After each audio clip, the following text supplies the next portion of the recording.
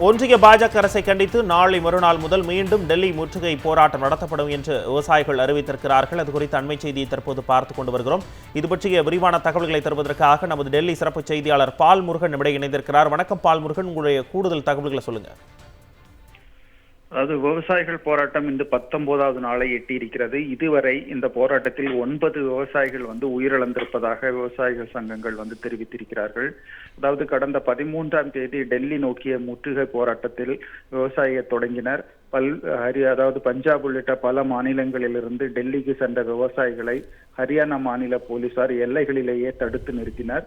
இதன் காரணமாக அதாவது ஷம்பு, கனோரி ஆகிய எல்லைகளில் விவசாயிகள் அங்கேயே டிராக்டர் உள்ளிட்ட வாகனங்களில் முற்றுகையிட்டு போராட்டம் நடத்தி வந்தார்கள்.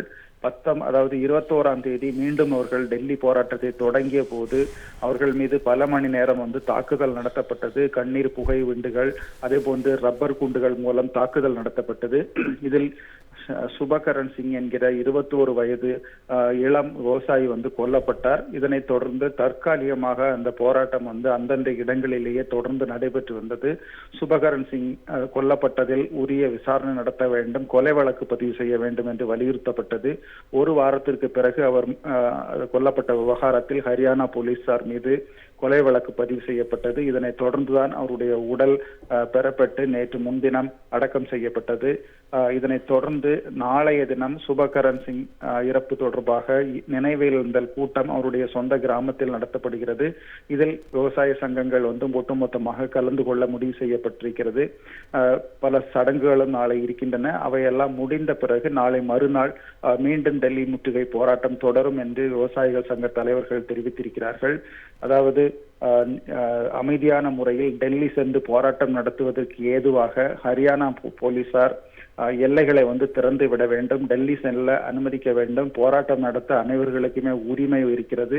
அமைதி போராட்டம் நடத்துவதற்கு தேவையான ஏற்பாடுகளை அரசு செய்து கொடுக்க வேண்டும், தங்களை தடுத்து நிறுத்தக்கூடாது என்று வலியுறுத்தி இருக்கிறார்கள். ஆகவே நாளை மறுநாள் முதல் மீண்டும் போராட்டத்தை தொடங்க தற்போது திட்டமிட்டிருக்கிறார்கள். இந்த விவசாயிகள் கடந்த 19 நாட்களாக ஷம்பு, அதே போன்று கனோரி உள்ளிட்ட பல எல்லைகளில் ஆயிரக்கணக்கான விவசாயிகள் தற்போது அங்கு தங்கியிருக்கிறார்கள். இவர்கள் நாளை மறுநாள் முதல் மீண்டும் டெல்லியை நோக்கிய போராட்டத்தை தொடர்வார்கள் என்று அறிவிக்கப்பட்டிருக்கிறது. முரசொலி, உங்களுடைய அண்மை தகவலுக்கு நன்றி பால்முருகன்.